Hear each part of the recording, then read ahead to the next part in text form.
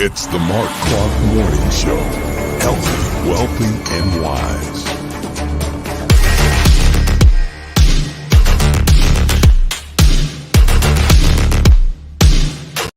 Preparing students to demonstrate mastery of math state standards can feel like a dull, unending cycle of equations and practice problems. Unengaged, frustrated students can weigh on teacher confidence and lead to uncertainty about overall achievement. Two Ivy League-trained engineers observed this struggle and created a way to transform how students learn the fundamentals of math. Through the innovative Accoletics math program, EDA has helped more than 400,000 students achieve success on state-administered math tests and transformed the academic strategies and performance of schools nationwide. Accoletics' uniquely designed supplemental materials and tools are well aligned to your state standards and provide a clear path to exceed state proficiency standards. Through ongoing professional development, you will uncover common challenges and activate solutions that promise to improve student achievement in your school. By partnering with EDA and choosing Accoletics, you can start to see an unprecedented return on your investment in as little as one school year. Don't procrastinate on giving your teachers the tools to help students achieve their highest math potential.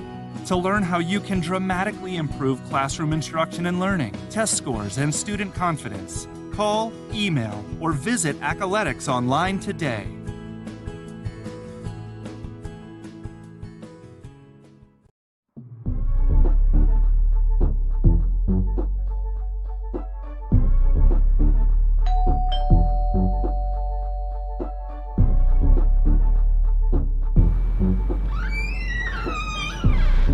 Is that delicious beverage?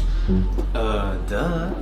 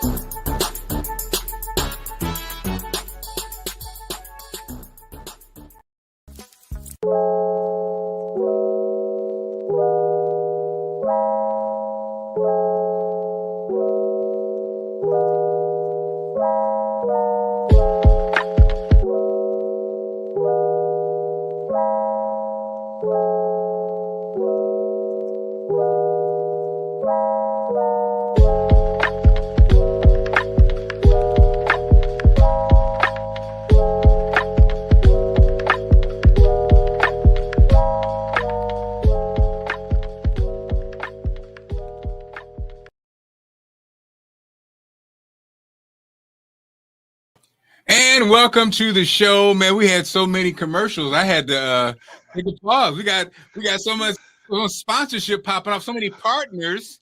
I had to take a pause. What's up, Bootsy Vegas? How you doing this morning, brother? I'm doing good, Mr. Marc Clarke, aka where the money reside, where the commercial money reside. Well, look, okay, so again, just to recap, so Delicious Beverage, again, go to deliciousbeverage.com, Delicious Tea Lemonade, use my code MARC2020, get your 20% discount. Shout out to Accoletics. Now, Accoletics, so Bootsy, you're one of your many positions. You're an instructor, you're an educator, you teach people. And Bootsy, you know how important math is in the 100%. Community, especially for grade schools. This Accoletics program, especially in Florida, it's killing the game, created by a mathematician, and it really is super effective. So if you watch this show, if you're just watching it and you have any control over math programs in schools. Accoletics, look it up.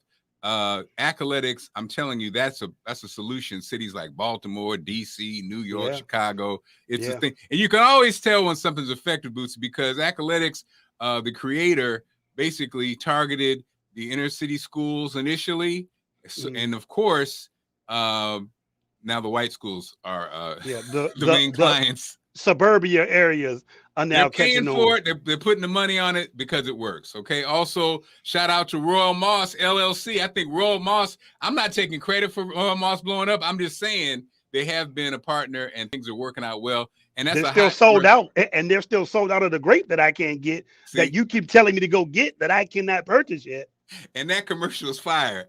That commercial is fire. Now that commercial, shout out to, Marc Clarke Media did not do that commercial, but we will take credit for that commercial. As you should. We got an exciting show. It's Funny Friday. I know people are trying. I know y'all saying, Mark, if it's supposed to be Funny Friday, why you got on your suspenders? Well, I got business to do, but it's Funny Friday. You dressing like you about to go to a job interview, my brother. You know what I mean? At 11 o'clock, things are popping off. So anyway, so to get the show started, we got a banner. I'm talking about, we got world-class comedians on the show. And how I'm going to do it is I'm going to bring them on one by one, give you a little dab of some of their working with. So up first is a legendary comedian, playwright, writer, actor. Howard G has been in these streets for decades. Kiss my bumper. Kiss my bumper. And what I love about Howard, he's doing something that I'm trying to do. When you live off your own work, I don't think Howard ain't worked for nobody in decades. And he just been kissing people's bumpers. That's all. Kissing bumper. He had that long-term sponsorship. Woo. And here's a little sample. Now, I'm a little biased for this little clip because you'll see why. Here's a little clip from one of his classic plays as Cherry Hill Turns. To the camera, because I know you ain't gonna get that film developed. Yeah, you're right. I got a busy week this week. Yeah. You go ahead and take care of this, all right? Yeah, you so busy. We'll see how busy you is, boo, when I mess around and send the copies of these pictures to your little wifey poo Rachel. You do what? You did what? You did what? Boy, don't be backbiting me. Don't be sad to me, boo. I told you, I'm sending these to Rachel. I'm tired of sneaking around like this, boo. Well, it's time to Rachel know. Well, you don't need to be sending nothing to Rachel. Know what, honey? Girl, you put that rubber fur back in your bag. This is a squirrel. This is a squirrel.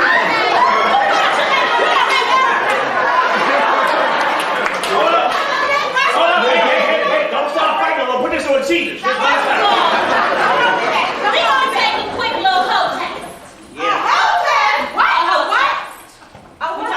A hoe test, girl. You know what it is. Don't try it. Now, he's sweet.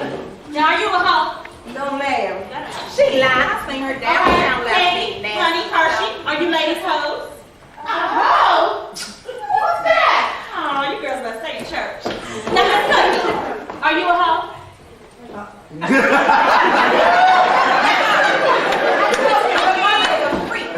Baby, I'm going to take the fifth on that. Randall said my cremate me because she, the Lord through that in the sea of forgiveness, he forgave me for my past. You know what?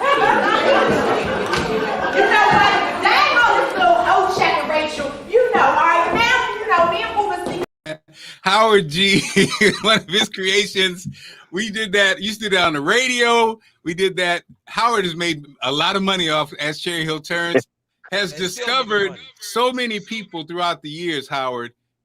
You discovered so many people. In fact, one of them you see regularly on television who played my wife in that scene. Howard, you know who this is.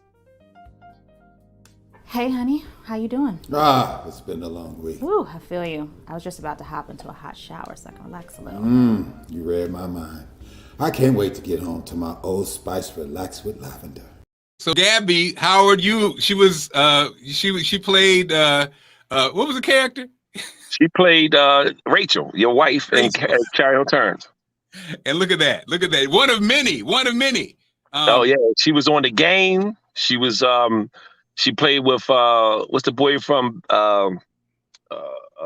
look at us, we old people. Yeah, I can't even think of his name. She played his sister on a sitcom Rosewood. She was in Rosewood. Yep. And She played Whitney Houston. A lot of other things. Whitney Houston also. Yes, But, she played Whitney Houston in the Bobby Brown story. Yep. Yep. And so Howard, I'm bringing them on because I've got a banner crew of comedians on the show. And But first, before you did, Mark, I wanna thank Roland Martin for having me on this show. Oh, that's not the Roland Martin show. My bad. Marc Clarke. Oh, Marc Clarke. My bad. Okay. Hey, it's Funny Friday. I see what you doing. Up next, another one of our favorite comedians. And then, ladies, this is coming from a God, okay? A grown-ass woman, darling. Please, ladies, stop going to church looking for husbands. Stay with me, stay with me, stay with me, because y'all like, what's wrong with that? That's a good thing. Good men are in church. The Bible says, he that findeth a wife findeth a good thing. Not she that putteth on thine tightest jeaneth. And slide thine asseth across thine peweth. Findeth a husband. You ever see that? You ever been to a church and big sister try to get in the pew and we so ignorant we won't all get up and slide down one? We got to get the porn situation going on in the pew. Got the ass going by, your husband just got saved. He ain't used to all this. And this comes sliding by talking about, excuse me, praise the Lord. Excuse me, praise the Lord. And he ain't never got the Holy Ghost. Hallelujah! Hallelujah!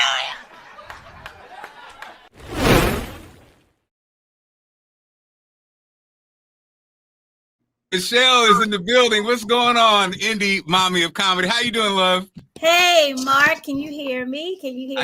I can hear you and see you. Lovely as always. In fact, Meshelle, I told you the story before. When Howard had me in the play, I think Meshelle, Meshelle's too busy. So I think you were supposed to play my wife originally. She supposed to be Rachel. Yep. She was so busy. Howard was like, yo. She quietly declined my offer. She said, Howard, I'm so sorry. Howard said, hey, do you know Meshelle, man? She is fine. She gonna be your wife. I was like, ooh, and then Meshelle didn't show up. It's okay. You know what, Howard, that was a soft, I'm sorry. That was a soft no. It wasn't a decline. It was a soft no. It was a soft no. That phrase in there. Okay, I got it. I like what you did there. It was just a soft no because there were some other things that were happening at the time. Typically I was pregnant all the time, so you don't know what was going on. Yeah, true that. True that. I could have wrote that in the play. We got another comedian to add to the group. Oh my goodness, this brother right here, well, he doesn't need an introduction. Here he is. Game is weak. You want to catch a man cheating? Easy. Call his best friend. Yeah, because this ninja ain't ready. He gonna give up too much information. He ain't ready. You call him. Hello? You seen T? Nah. I ain't seen T all week. All week? Really? That's funny. He said y'all was going bowling. I'm like, bowling? I never go bowling. Thank you, idiot. Click. You busted, my man. Try to catch a girl with the same technique. Never work. The team is tight. Oh, yeah, like these chicks had a huddle before it happened. Her best friend ready for this call. This bitch like a surgeon on call. They ain't even been speaking for 6 months. Don't matter. She waiting on this call. Hello? You seen Teresa? Oh, yeah, hold on. We playing cards. She right here. Click. Hang up on your ass. Call Teresa. He looking for you, bitch.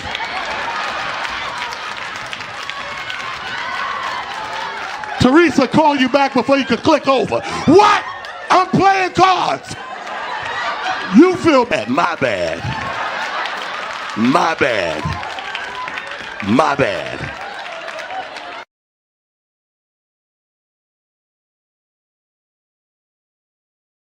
Talent, the comedian. Talent.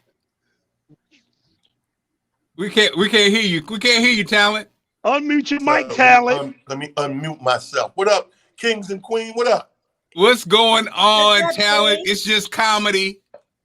Don't take it personal, baby. It's all good. How y'all? What's up, Talent? Man, we got. I'm just blessed that you guys all said yes, man. And last but not least, one of our, another family member. Here he is.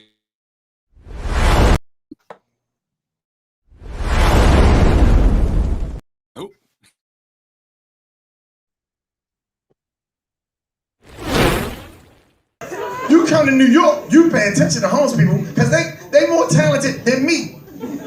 You get on the train, it's like the guy come in with his old coat and he be like, excuse me, this evening I'd like to do some poetry for you guys. And you're like, why is it this motherfucker published? This shit was great. One time I was at the subway and there was a homeless guy tap dancing his ass off. I'm talking like Savion Glover, Nicholas Brothers. I mean, he was like, clack, clack, clack, clack, clack, clack,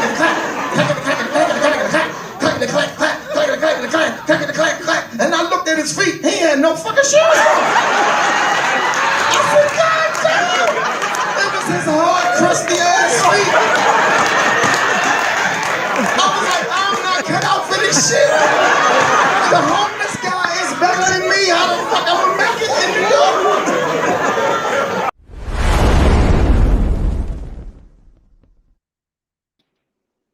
Lancaster joins us. Larry, what's up, my brother? What's up, man? What's going on, beautiful people? This look like the Black Brady bunch. Like we all should just look up and shit.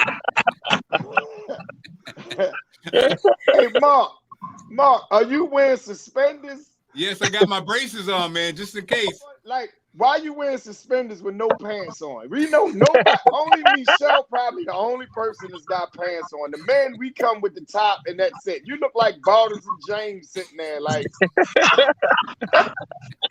So Larry, y'all, you try to say all of y'all be on camera Winnie the Pooh in it? You just Winnie Pooh, y'all just all Winnie the Pooh. Mark looked like a blackjack dealer in an illegal card gambling ring or some shit. You know them hit me, baby, hit me. Yeah, when you knock on the door, be like, who that? It's Rufus. And they slide you in and shit. Like, No, don't do that, Mark. You look good, man. You look like you're auditioning for Harlem Nights, too. Mark looked like Illinois Gordon from Hoodlum and shit. Like, what you doing? Old Illinois is gifted. Like an extra from Hoodlum. And Howard, you look like you've been knocking on doors in the neighborhood asking, can you shovel snow and shit? Like, I'm just sitting outside this CVS grade snatch this ATM machine. Well, this is why Funny Friday, and you know what I love about this is that we are all family.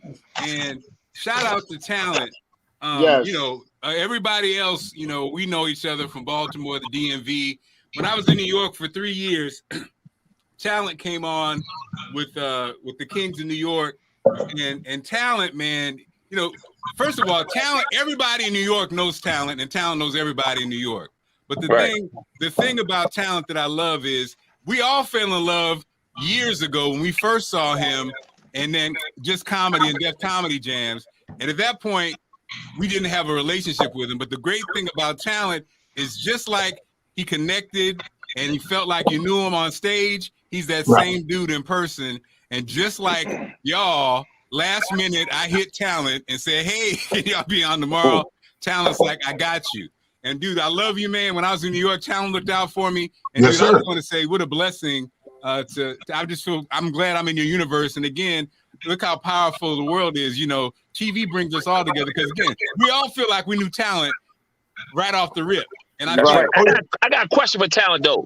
Talent, what is your government name, man? I always it's something like that. Bartholomew. Why you all in his life? I'm trying to figure out. I just want to know. I always want to know his real government name. I know his name, and I ain't telling nobody. It's Bartholomew. Talent. He got Warren Spender. You worry about his name.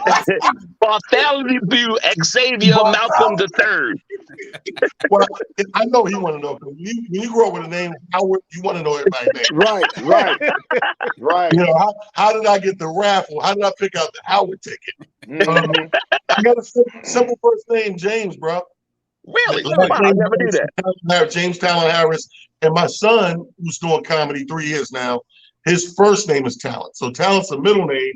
Talent's his first name. So I'm James Talent. He Talent James. You know what I mean? You named your son Talent for real. Yes, sir. The reality is, it was a self-fulfilling prophecy. His son his son is nice. He's gonna actually be. I host a residency in the East Village of Manhattan, and myself and Brooklyn Mike Troy. His son will be there tomorrow at Acoustic Comedy. So here we go. His son is nice. His son is nice. His son got real talent. gonna be better than me. I guarantee. Hey, let me tell y'all something. Meshelle makes everything sound better than what it is. Like, I'm gonna tell you something. We got rooms. Meshelle has a residency. You understand? Residency, right? Right. It ain't Vegas. We talk. Meshelle, like, I drink, but Meshelle has cocktails. You understand? Right. Like, Right. her shit is always a little different. Right. But you know what? And you know what? That has been probably a challenge, Meshelle, because Meshelle has always been the smartest person in the room since she started this journey. Oh yeah, she's a master. And Meshelle, it's so funny when I watch you in different rooms. I see you. You have to adjust the temperature to bring it down to. Am I in high school, junior college, masters, or am I?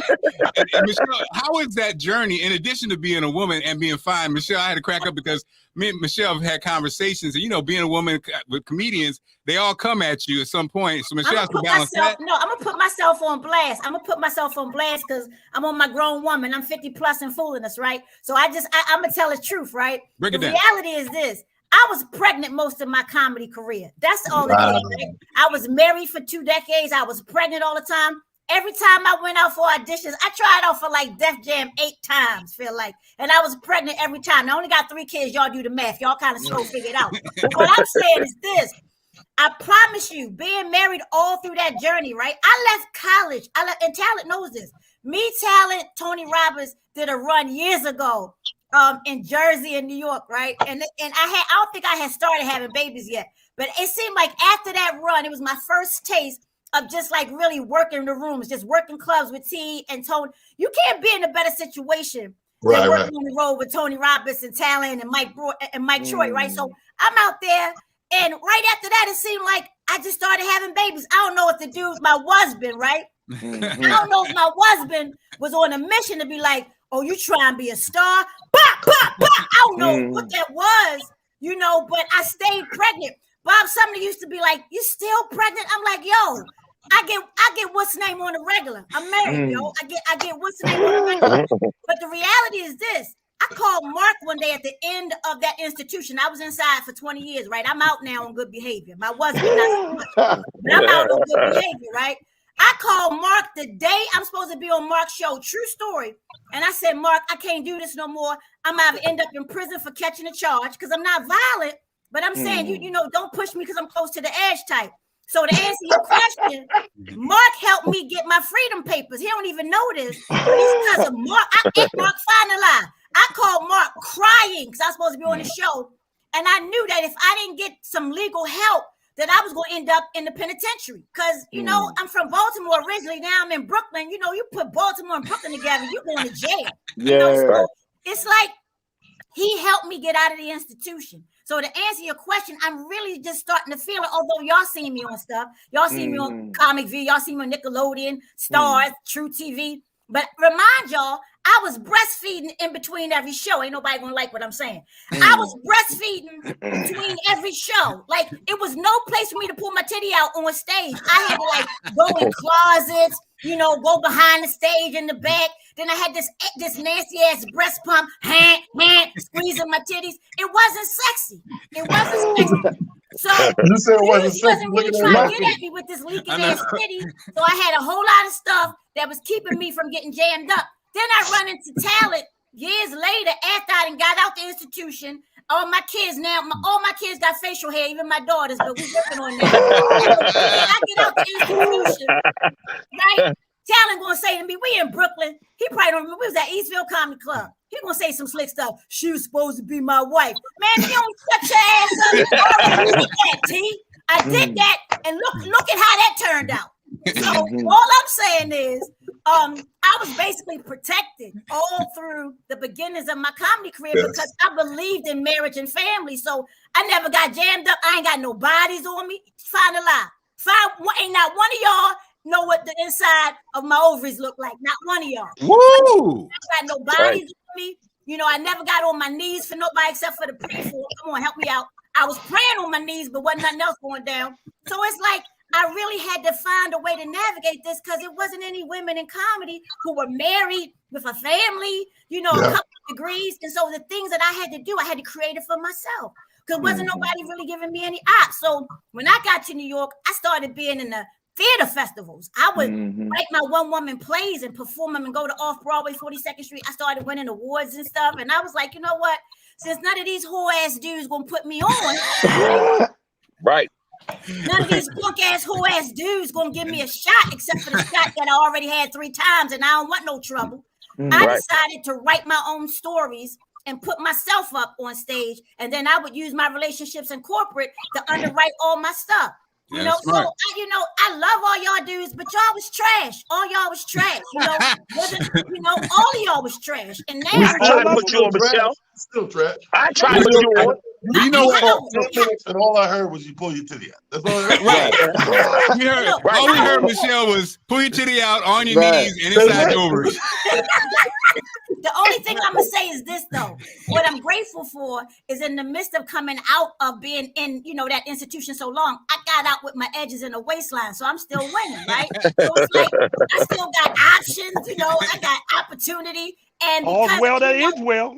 All is well. Look, so I could still catch one if I wanted to, right? I could get, except for Mark, because he married to my soror. But all y'all busters, I could get at y'all if I wanted to. If I really wanted to. Can you still have children too? Now, you know what, Meshelle, it's interesting. It's funny because I think all of us have kids. All of us have seen degrees of success. All of us have friends and associates that have, quote unquote, I guess, made it. I think all of us are respected in our craft, right? Right. And so it is interesting. I think having the kids and they're doing their thing and living the life, I think give us some takeaways, guys. I think a lot of times people like us struggle in moments when we make that mistake and we know so-and-so who probably is just as talented, or even say that we're just as talented as they are, but their bank account is much bigger than our bank account. And sometimes we can get distracted by that. I remember one time I had a moment, I don't ever do it again, because God said, okay, I'm gonna show you. One time, my wife, whose first boyfriend is actor Jeffrey Wright, right? And then Steve Harvey, we were Mark, you got to give some backstory. Jeffrey Wright has played in every movie in the universe, and he played Basquiat he played Basquiat. He played Martin Luther King. He done played everything. The dude is amazing. 007. Not to take nothing. I'm not rubbing it in. All I'm saying is, I was just about to say, as if Mark wasn't already trying to make a story about how you could be insecure. You was like, let me go ahead and bring it home for him. I'm just Fred, I'm just adding context. I'm adding context. Right. And he was a stripper in Magic Mike. You still had embraceability. Right. The man just told you he's trying to get over this shit. Opposite of Denzel. At the Congressional Black Caucus, it's Jeffrey Wright and Steve Harvey. Steve Harvey's in my field, of course, radio. And at the time I was in Baltimore, Big Fat Morning Show, and I was, doing well in Baltimore. I'm making 300,000 plus. Thing was good. I got the wife. But I remember it's the only time, if I'm honest, I don't really do this, but I had a moment of, I won't say envy, but a part of me said to God, I wish I was doing better, right? I wish I was doing better. And that moment, that weekend, it was like Terrence Howard was there. He had just won his award, and Jeffrey was telling the story about he told Terrence to get out of his own way. He got out of his own way, and he won that Oscar. And so I was, I was looking around at the fame, and I was caught up a little bit. And so then when I got back, I lost my job at 92Q. So that was a great reminder. God was like, oh, okay, I'm sorry. You don't want this little piece of job? Okay, let me take that 300,000. Now you at home. Now next year you make 25,000. So I no longer look at anybody else when I compare myself to things. I stand on what I have. And what I have is amazing friends, amazing family, amazing life, right? And so what do you all do? Because again, talent, Meshelle, Larry, you got Bootsy. You guys, we know friends who are multimillionaires. How do you balance it? What do you say about it? I say this first and foremost: making it is what you make it. So everybody's making it ain't the same. You know what I mean? Like I got guys who got into this just for TV and film and to be a star in that. Right. When I got into this, I fell in love with comedy. I fell in love with stand-up comedy, traditional comedy. I wanted to be the best guy on the stage every time I step in the room or the hall, and I've always worked on that. So making it to me was this past year made 30 years in the game. I made it. It's 30 years later, and you still see talent everywhere. You still see talent everywhere. My name's still in circles. I'm still getting booked. Like, I'm not. Here's the thing: there's two sides of this as a comedian. It's a realm where you're always making phone calls to get booked, and when your phone's always ringing to book you. If you on the side of your phone always ringing to book you, you're still making it. You're still you made it. You know what I mean? Along with everybody along the way. I like that I'm friends with the Mike Epps and the Kevin Harts and all those people and the Ellen DeGeneres. You love that you met these people in your journey, and the Chappelles, because to me, that's comedy, entertainment, money in the bank. That's an account you don't touch. That's your savings. Just knowing these people, because you know that you can never really go rock bottom as long as other people are winning financially. That's money in your karma bank. But you don't count money as making it. If you count money as making it, you're always going to be doing this. You're always going to be battling depression.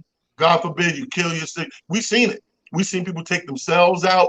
We've seen people be in wrong predicaments where they get harmed. If you hear and you're able to get up there and do what you love to do, you made it. Now, if you got other steps like, oh, I want to do movies, I want to do TV, I want to do radio. Like radio, I just did an interview last night. And one of the most unknown things about radio, if you've never had an actual official radio job, you just think it's a regular job. The man said right there, he in that market making $300,000 a year. You know how many people in corporate not touching $300,000 a year, and they got suits on, and they in the big corporate rooms and board meetings and stuff like that. When I did my first official radio contract, I couldn't believe the money. So I wasn't going to leave radio. I had to figure out how to incorporate that in the structure of my comedy goals and stuff like that.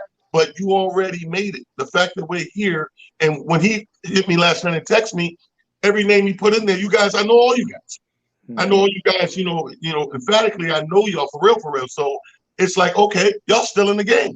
This man called. We didn't wake up and go, hey, Mark, when you doing the show on YouTube? I need to get on here. He called. His brain said, funny Friday. Let me call Meshelle. Let me call Larry. Let me call Al. Let me call all my peoples. And we rose to the occasion. Thank God we're here. But you here, you made it. Trust. Trust and believe. That's good stuff. And the other piece of it too, though, Mark, is that, again, I got to go back to coming from a space as a woman in this industry, right? How audacious it was in me to leave something so secure like a PhD.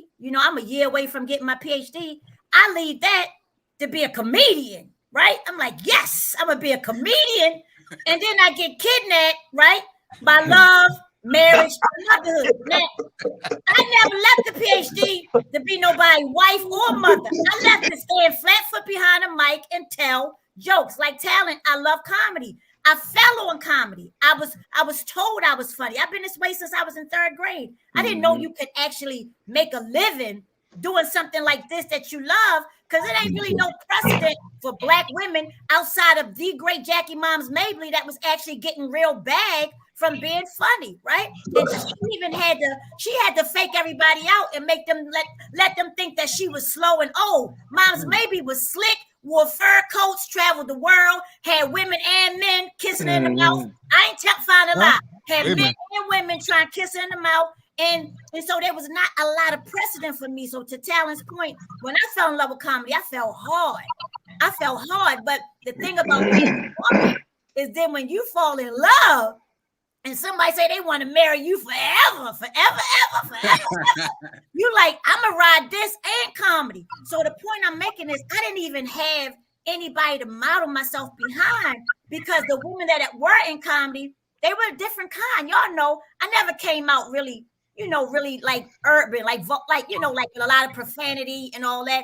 I just did what I do. And people used to be like, so are you a gospel comedian? I said, if you don't shut your goose ass, how the hell you a gospel comedian? Like, do you got a gospel NBA player? Is they a gospel? Shut your goof ass up. I'm a comedian that has a command of the English language and lots of Spanish as well. Fix your mind. So it's just like, it took so long for me to find my space because I didn't have a real cookie cut up precedent. And now what I'm up against is everybody following, right? I was in the game where you had to get on the mic and you had to be funny. So now we in a situation now where we have to actually work harder and compete against these cats that's doing 3-second videos and getting 90 million followers because they got their finger in their hands and they singing the song at the same time. And so it's like the paradigms keep shifting. But to Talon's point, what I've always been blessed to do is be able to monetize my gift. So there's a way where I would put myself in a position to be. When I did that show for Meshelle Obama on a surprise, that thing blew me away. I didn't even know she was going to be there. I've been in rooms, like Talon said, with people that I just could have never believed that God would put me. Larry knows this. I went to the White House, met Barack Obama. Never knew it was with my husband, but that ain't the point. It's just like, the point I'm making is if you keep the relationships, right, and you keep working and you write yourself in, at some point when you are ready, everything just shifts and you just keep on moving, keep on moving, keep on moving. So it is what it is. I'm not jealous of nobody because I don't know what I had to do to get where they got. You know what I mean? Mm-hmm. Some of the stuff that some of the women in our industry had to do, I don't want no parts of it. So I just stay in my lane and I just work harder and smarter than the next one. That's all. There you go. Larry? Yeah, for me, Meshelle was so long, I kind of forgot the question. Oh, you're such a hater, yo. You are such a hater. No, that's my sister right there. Larry man. is a so y'all know Larry's a serial monogamous and a serial hater. I know exactly what she's talking about because I've been on that journey with her. And I definitely understand, like, when you take the road less traveled and you come in this business with integrity, you're not trying to step on people and not necessarily do whatever it takes to make it. You got to define, like Talon said, what making it is for yourself. And I had to, because, when I first came in the game, I just fell in love with comedy. I just wanted to be funny. People told me I was funny all my life. I never thought I could get paid for it, just like Meshelle said. And one night I went to an open mic comedy night and asked the guys, like, look, man, how I get started? And they told me, look, sell these tickets. Everybody always start with the goddamn Howard G, right? They call it the Howard G now, Howard. Whenever people ask you to sell tickets, like, you created a term in the Urban Dictionary. Whenever anybody asks you to sell something for people to see you and you the one working, they don't even call it pimping no more. They call it Howard G. So the thing is, congrats, Howard. So I first got Howard G by some guys who wasn't even Howard G. Stacey Carver and Jay Phillips, and I got in the open mic competition. I won, and I've been doing comedy ever since. And so, I wanted the fame. I wanted to be, I wanted the all of this stuff. But like Meshelle always say, life shows up, and I really wanted to focus on fatherhood. So I was like, okay, how can I be a responsible father and still pursue my dream? Because I can't go to New York and live out my car. I can't go to California, live on my car when my son needs shoes and milk. He don't want to hear that shit, daddy trying to make it. And what a lot of people do is they go do that and then they make it and they spend their whole time trying to make up for that shit. The years they weren't there. They spoil their kids, they buy them everything. But you can't replace that time when you miss those first steps, when you miss your kids saying daddy for the first time, when you miss taking them to school, when you miss all these different things. You can't get that time back. And then what you end up is raising dysfunctional ass people. You rich and famous, but your kids in a lifelong therapy session. So rather than to do that, I chose to stay here, keep my feet planted, be a good dad, and still pursue my dream. And of course, I had to modify what success was by doing that, because it's only but so far you're gonna make it in Baltimore. You understand what I'm saying? Even traveling and doing different things, you got to kind of figure out what works for you. And so my thing is, when I leave here, people can say I gave back to the game. I mentored just about every young comic that's come through Baltimore, even some in DC. I never fucked nobody. I never gave nobody. Hello. You never. I mean that. Oh, okay. Yeah. Larry. Yeah. Okay. Yeah. Everybody else knew what that meant, Meshelle, except your ass gonna act like you ain't understand what that meant. I'm not going to say nothing because Larry accuses me of talking too much. So I ain't saying nothing about who Mark. Larry has had intercourse with. Even saying that shit, like, it's just like, I ain't going to say, you know. I ain't going to say it. Right. I'm not going to get in the doghouse. While saying that. Hey, friend, notice Talent ain't saying nothing. Hey, look. He just smiling real hard. Me and Talent then cross paths without being in the same room. I'm sure. You mean cross ass? Yeah, me and Talent then cross paths. Wait a minute, people. Let's be honest here. All right. I'm staying in a hotel right now where the coffee is free. Right. It's a perk of the job. Yeah, it is. It's a perk. Y'all call it perks. If it was me, it's prostitution. I'm gonna need y'all to get your words right. It's like prostitution. You chose a different route. This is the life we chose. Called perks. It's like it's prostitution with her. Ain't nobody tell you to put a charge on it. Ain't nobody tell you to just go and give it up free. It's not prostitution. Right. But if I do it and get a look, like I end up on a movie or on a show, it's prostitution. I don't care what y'all say. Y'all can fix it up real nice. But me is selling ass to be on camera. No, sir. We wasn't having sex with anybody who could further our career though. You understand? Thank you. Look at y'all. I like that. Preach, brother, preach. Wait a minute. We was giving back, me. We was giving back. You understand? Notice Howard saying nothing because he's. I'm just waiting for my turn, baby. I'm just waiting for my turn. Yes. I'm waiting for my time, baby. Waiting for my time. Yes, Who so you're right. Have sex with Howard in that outfit though? Howard looked like a cat burglar. Let me tell you how you stay out of trouble. Every time you have sex on the road with a chick, once you get finished, you say, "Yo, I'm just playing." Look, I'm just playing. Right. Yeah, that's right. So Howard, same question for you, my brother. Well, let me just start by saying, what God has for you, it is for you. Let me just say that. Right to God, huh? Right to God, right? That's right, baby. I gotta bring them in. None of y'all heathens didn't do it, so I would do it for y'all. And Howard, sell these tickets. Yeah. None of you Muslims didn't do it, so I had to do it for y'all. Sell these tickets, Howard. You know what? I want to just a quick point. None of you atheists didn't do it, so I had to do it for y'all. I had so many stars. Meshelle used to be one of us, but she's been lost on the road somewhere. Now she's with the Illuminati and all that other stuff. I know what she's doing. It's cool. It's all right. I understand, Meshelle. You gotta do what you gotta do to feed your family. I understand that. But listen, I will put God first. And like I said, my thing is, when I started comedy, I found that I had other talent besides just comedy.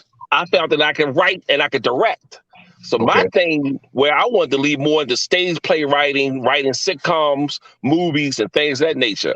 I still got a script that I wrote for all of y'all in it. I mean, it's funny because even Meshelle was supposed to be in, Larry was supposed to be in it. We had all the Baltimore comedians supposed to be in it. It's supposed to be a big hit stage play sitcoms that I was working on. But my thing is, I like to write and produce and put other people in the spotlight besides myself. Now, comedy help pays the bills, but I'm one of the people. I like to be behind the scenes, and all y'all can say that because I'm one of the people. I'm back in the cut. Even when I write my plays, I don't make myself the star.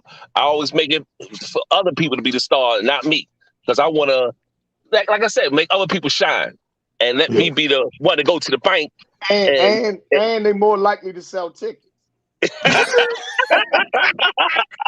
And what I loved about Howard, I love that you could always get a little bit of man cleavage from him. He always just right above his navel, and you could get a little man cleavage and a couple little pieces of taco meat there. I like you were consistent with that man cleavage, and don't forget about the gold chain, with the cross on it, baby. Got the gold chain. I appreciate about you. Don't let Howard get on the show because he's gonna wear the credentials credential for 2 years. Howard would walk around with his Def Jam credential on at every show in Baltimore when I was in college. I was like, they taping Def Jam again? Because Howard never took his credential off.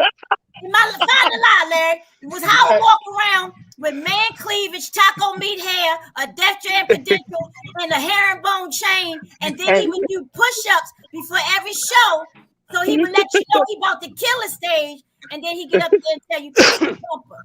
Hey, me, and you also, how you wasn't the only one breastfeeding between shows. Howard did something too. Go ahead, Howard. Tell your story. So this morning, Howard coming to us from a mobile group home. Look at the mobile. Yeah. Howard looked like he driving a mobility bus. And he's trying to block out the people in the back. He driving a Cesaride, Taylor. He driving a Cesaride. We bring back the bookmobile. Remember the bookmobile? The bookmobile. Hey, I got these ATM machines on the back of my truck. We only drop them off at. So Stephen has a good question, and for me, I had a chance to do television after being in radio for song. I love this question. I want to ask you guys. Great life. Any of you made it as far as you initially dreamed, and then realized you got more dreaming to do? I just want to interject real quick. What I realized I wanted to do radio my whole life, right? Then after in my 40s, I realized it's important to keep on dreaming. Like, I wanted to do this, I did it, and then you get to the point and you're like, okay, what's next? And I was thinking we probably every 5 years probably need to think about what the future looks like, especially in this kind of future. But have you guys ever ran into that? Like, I'm enjoying television now. I'm like, wow, why didn't I do this earlier? Have you done that talent you talked about? Like you said, being happy with comedy, and you talent actually could go so many ways, acting, good looking guy, whatever. So, have you ever, is it just comedy or is it other stuff too? Well, talent. Real quick. Don't nobody remember seeing talent on the big screen in Sunset Boulevard? Yeah. I've had a chance to do 9 films, several television, close to 100 television appearances, radio, of course, for 20-something years. And so I've hit all the realms that go along with this. But the problem I found was I thought I wanted to do those things because what I didn't understand from afar is I thought they were just as challenging. But none of that stuff is as challenging as hitting the stage, a different stage every night, of the week.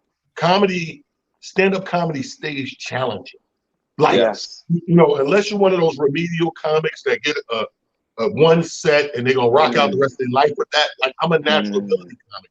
So I'm always challenged by every stage, every city. Like right now, I'm in Arizona. Like, something totally left. I'll be in 6 cities in 5 days by doing this thing, but it stays challenging. When I did a movie and hit the big screen, I was like, oh my God, I'm doing a movie. And it's Danny DeVito and Rio all this. I was excited, but after I did the movie, I was like, it's cool, but it wasn't challenging. I read somebody else's work on a paper. I memorized it. I acted out what that character was supposed to be. But when I go and do, say, the Def Jam, say the comic, say the Apollo, these are things that had to be on my toes. It wasn't a gimme. It wasn't an automatic.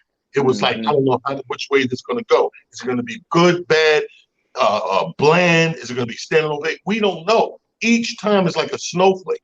There's no 2 snowflakes the same. So even though I thought there was these other challenges and goals, as I start to accomplish them, I started to come right back to comedy and focus on stand-up because it was the only thing that, for lack of a better term, I couldn't beat. It was like Evander Holyfield Tyson, 1, 2, 3, 4, 5, 6. It never ends. Wow. Anybody else? I mean, that's a great response. And I think that's the thing that I think, as somebody who always admired you guys, and you guys have known, I tried comedy. I think I'm funny, but like you said, talent, you guys came from an era where you had to be funny. Meshelle, you said it. You had to earn. You couldn't just get on and be on the mic, And so time and time from Lavelle Crawford back in St. Louis to Larry to Howard have all said to me, "Hey man, hey man, good job, man. Keep working on it." But that kind of looked like, yeah, you got a long way to go. And it was like, and that made me, But now you say, like you said, Meshelle, now people they get on stage, and a lot of them have never even been on stage, and they get paid more than the headliners because of their followers. But because of the social media aspect of comedy now. And I always think about, like, what would Jesus be in the social media age, and he only had 12 followers? So the thing is, here all week, ladies and gentlemen. The thing for me is I discovered that I love doing radio. And I got to thank Mark for introducing me to that, because you were the first one who opened your platform to me and would let me come in and sit in for you when you was on vacation and stuff like that. And through the midst of that, I fell in love with radio. And now I have my own radio show on 88.9 WEAA Morgan Station. And I do Throwback Saturdays every Saturday from 10 a.m. to 12 noon. And I just love music because I grew up with music in the household. Right.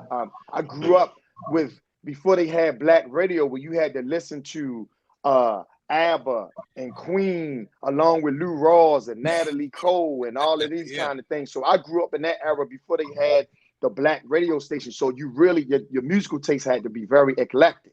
And so now I get to apply that with my show, and I just love doing it. And so I always tell people, and it's important in the black community that we entertain, educate, and inform. And I think because radio is such a dying medium, we have to kind of keep it alive, because Spotify is not going to speak to the community. Even though it's a great medium, Pandora is not going to speak to the community. And so these things are still necessary. But with black radio, it's kind of disappointing, because you hear the same 5 songs every hour. You hear the same foolishness, Megan Thee Stallion and Cardi B, and these songs that are training our sisters to be, you know, with this slut and hoe culture. And it started with the rap culture, with, you know, I'm gonna kill you, I'm gonna have your grandmother licking my balls, and if you say something, I'm gonna stab you. You know, all this foolishness. And you can always tell the mindset of a people by their art. So it's, for me, I try to do what we used to do, you know, the music we used to play, and talk about the things that we used to talk about, and try to offset some of that negativity. Look, guys, you know, I got to wrap it up because I have an interview. I mean, but let's go around and everybody say what you're doing. I think what happened was Al Roker called and said he wanted his outfit back.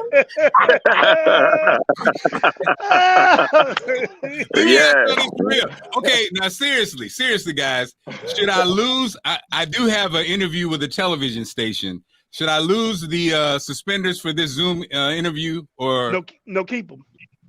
You say put a towel.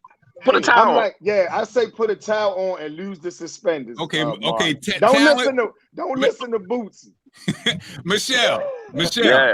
I don't think you should put a tie on, Mark. You're not a tie guy, so I don't think you should misrepresent yourself in this first introduction, right? Talent. But take the one from the left. Bring that joint, right? No, you look fine. Okay, guys, go around. What you doing? Hey, Mark, all jokes aside, use the suspenders, put a tie on. Right. You're going for a radio interview, you're going for TV, put the tie on. That's right. And Mark, get rid of your weed man Boosie. Get him off the line too. You don't need him more than when you're doing an interview. You're the only person I know that got your own weed man with you. Hey, who brings your weed man to the job, man, to an interview? Okay, y'all, where can people catch you and what's going on? Hey, listen, I'm gonna go first.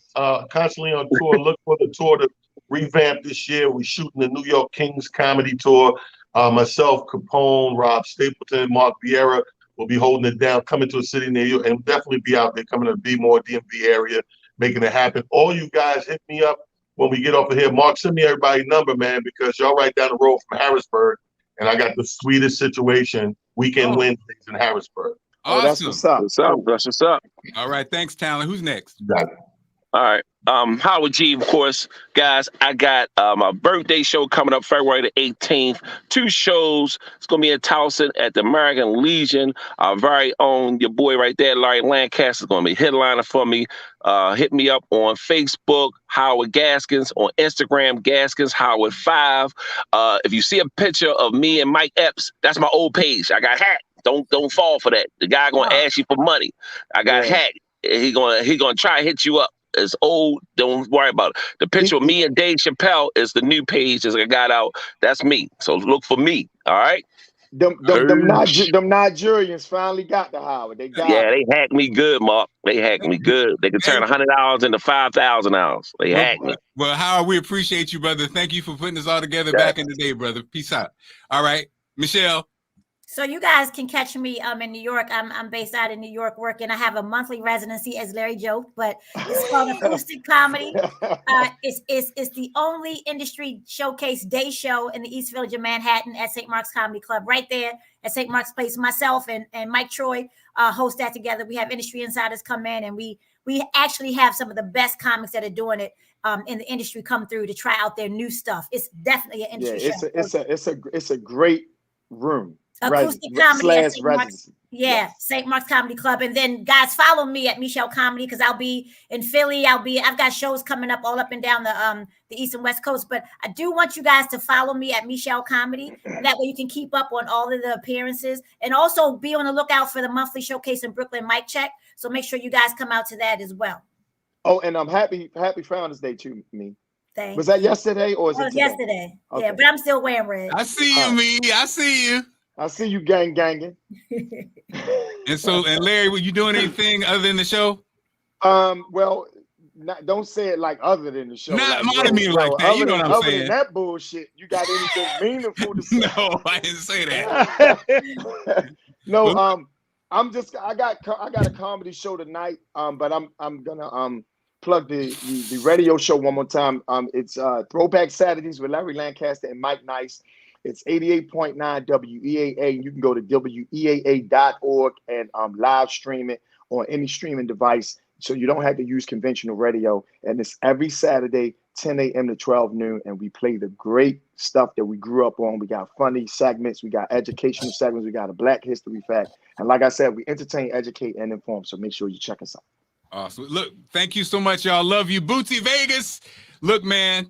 Have a great weekend, and we will see y'all soon. And again, thank you so much, y'all. Be blessed. I love y'all, man. Peace out. Love you, Mark. All right. Love you too, baby.